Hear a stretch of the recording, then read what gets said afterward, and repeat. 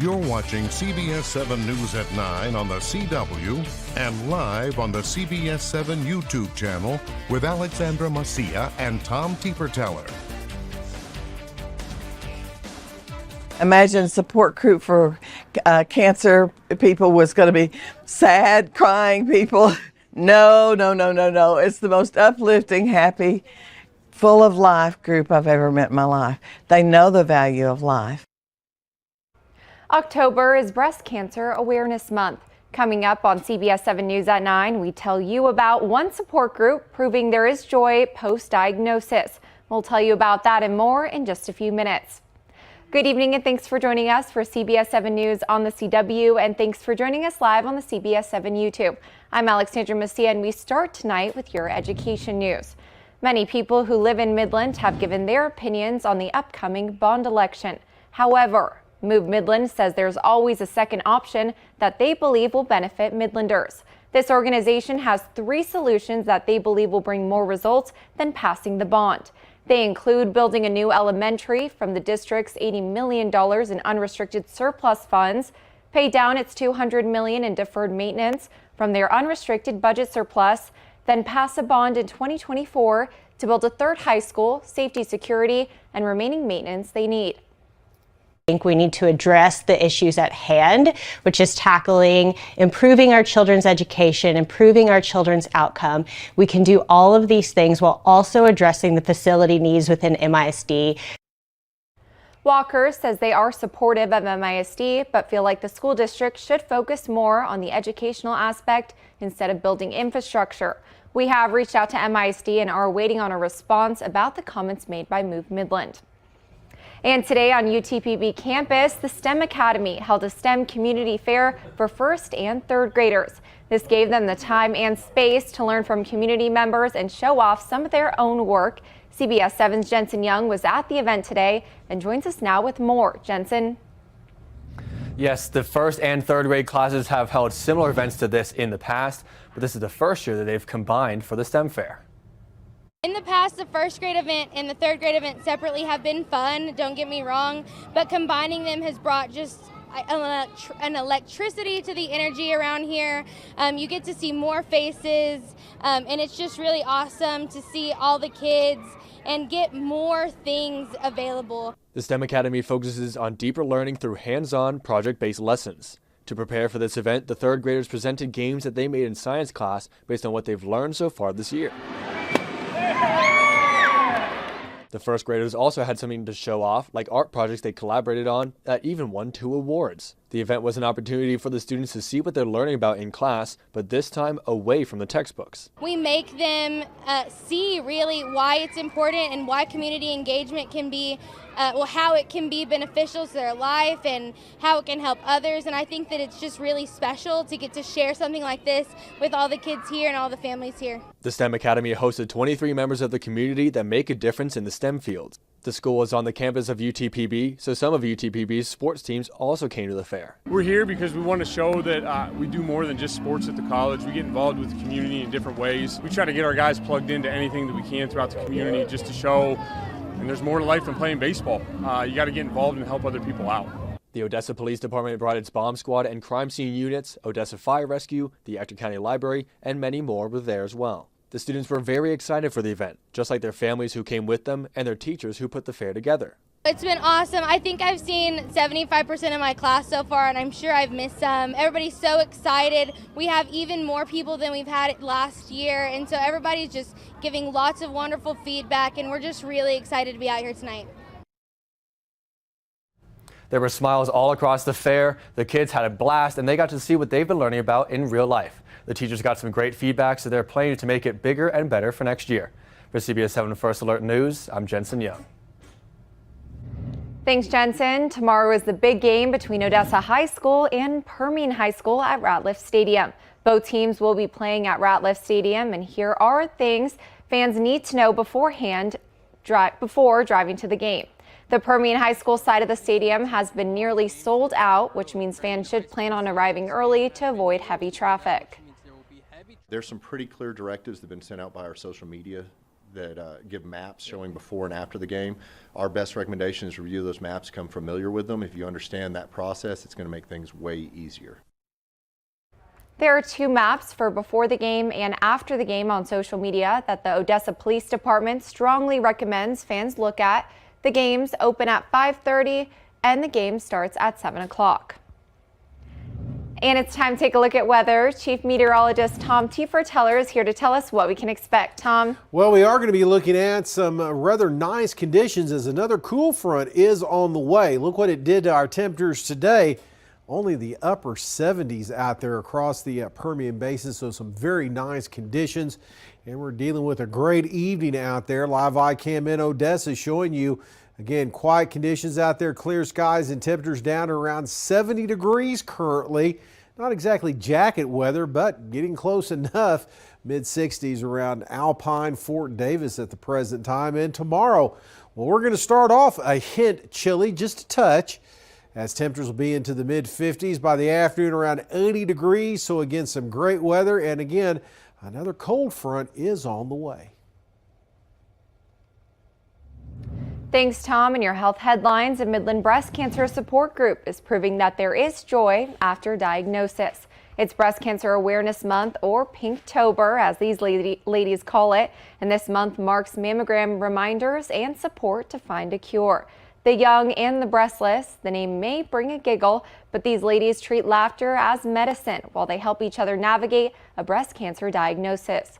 The group meets twice a month and has members from all stages of diagnosis. The group provides knowledge and support that doctors and families can't. We always want to make sure that the group doesn't feel like a doctor's appointment. We have plenty of that. We go to doctor's appointments, some of us weekly. And so being able to set that aside and not have to talk about what symptoms you're experiencing, you can if you want to, but it's so much more about fellowship. This group, I can tell them anything and they can help me through this. And so I found that my family can love me through this. My husband was so good and so supportive. But this group is the one I can get my information from, I can cry with.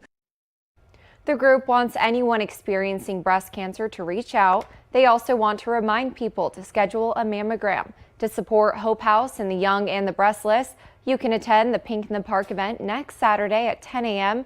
They'll have food, music, a fashion show, and more.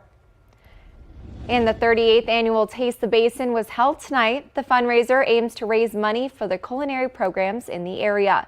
Over 20 restaurants from around the Permian shared their food with hungry West Texans who came out to support the Permian Basin Restaurant Association.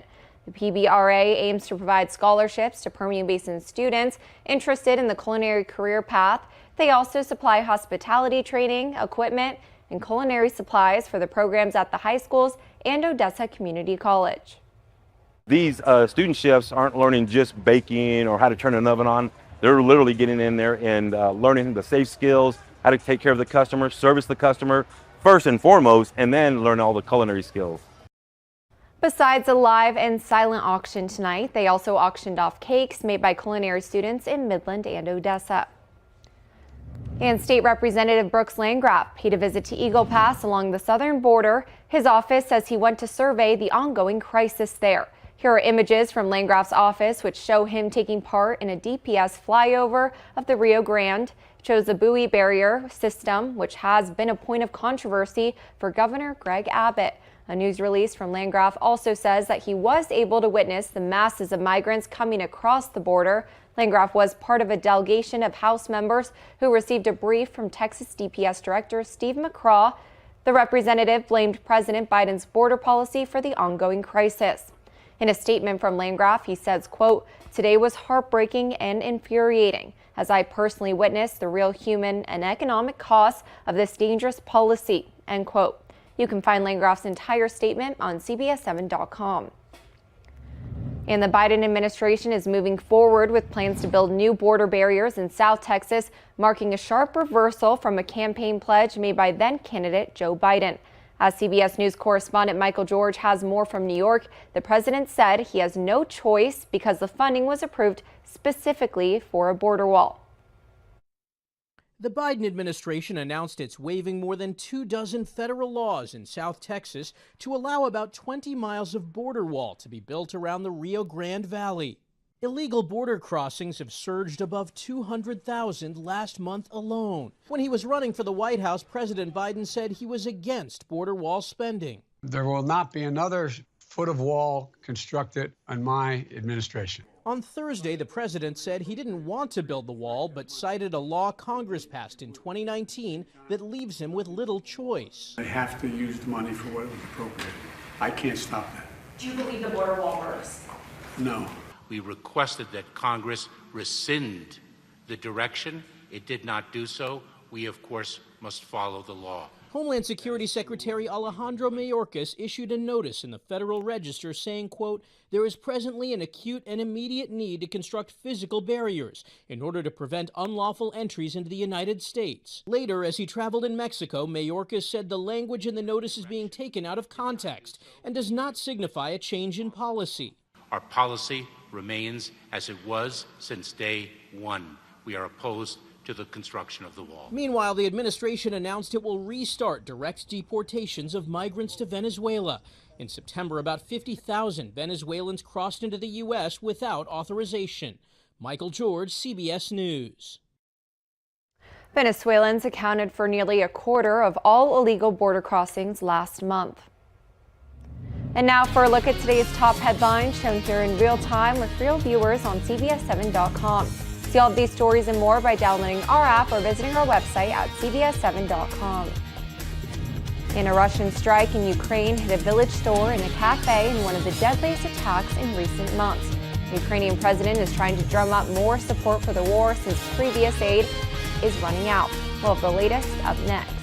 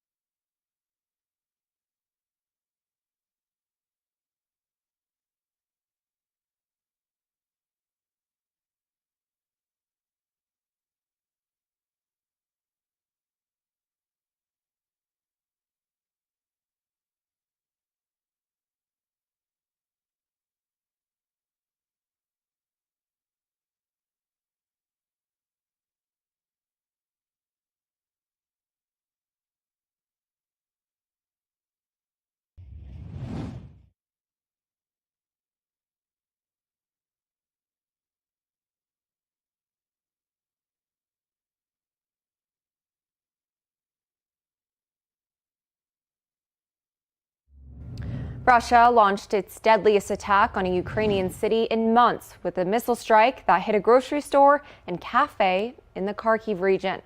Skylar Henry is at the White House with the latest on the president's push to continue helping Ukraine. Workers removed bodies from the rubble after a Russian missile strike on a village cafe and store in eastern Ukraine killed more than 50 people. Ukrainian President Volodymyr Zelensky called it an act of terrorism and called for help to limit Russian attacks. So important for Ukraine to have defending shield for the winter, because in winter we will have many attacks by different kinds of Russian missiles, including Iranian drones and etc. President Biden received a briefing on Ukraine Thursday, including information about the Russian attack. We have to continue to support the people of Ukraine because this is the horrifying nature that they live in every day. President Biden is planning what the White House calls a major speech on Ukraine as he pushes Congress to authorize up to $24 billion in additional support for Ukraine's defense. Congress can't do anything until the House elects a new speaker, and a growing list of Republicans say they will not support a speaker who plans to allow a vote on more Ukraine funding. All you hear out of Washington, D.C. is demanding billions of dollars for Ukraine. Zelensky says he believes the U.S. will come through. I was recently in Washington, talked with President Biden. I talked to congressmen from both parties, both chambers. They fully support the defense of freedom. The Pentagon has warned money to supply Ukraine with the weapons it needs to fight Russia runs out in about 2 months. Skylar Henry, CBS News, the White House. The Pentagon says it has about $5.4 billion in money left to help Ukraine and has spent about $44 billion to date since Russia launched the war on Ukraine in February of 2022. Well, more nice weather is on the way. You wanted fall? Well, we've got it for you in our forecast, and we'll talk about it coming up next.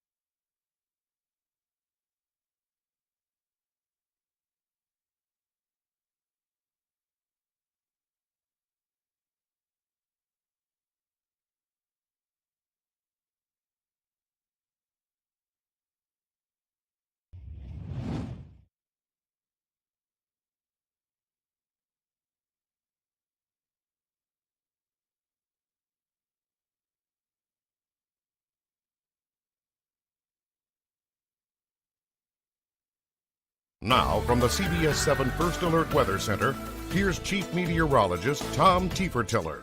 Well, as we take a look outside, a beautiful evening across the area as we saw temperatures today only into the upper 70s out there.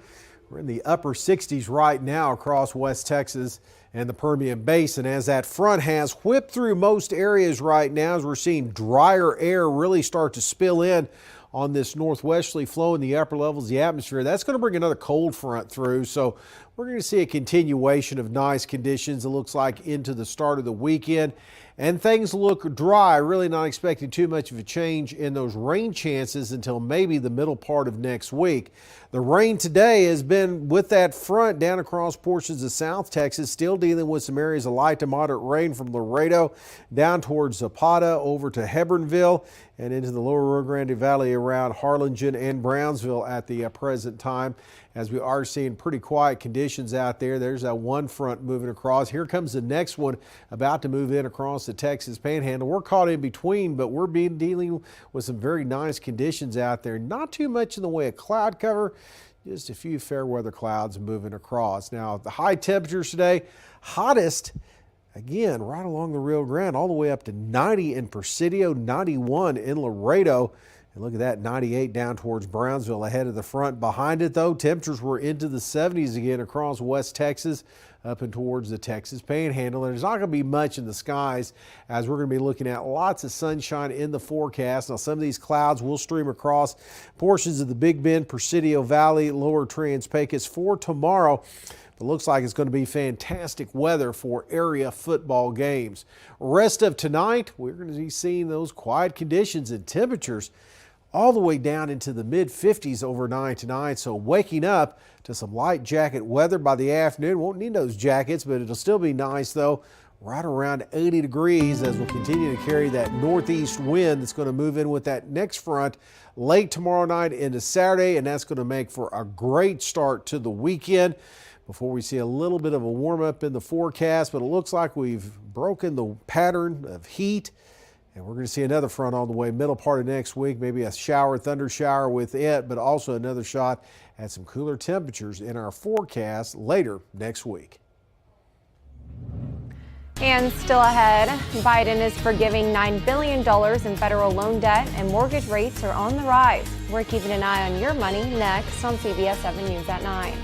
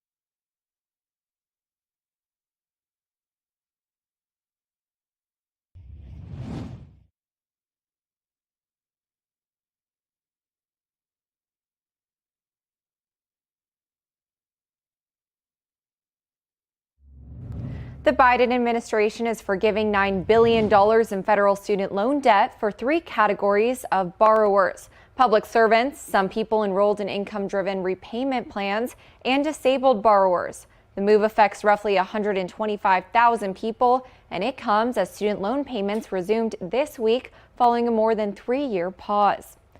And Google has unveiled its newest generation of smartphones as well as a smartwatch.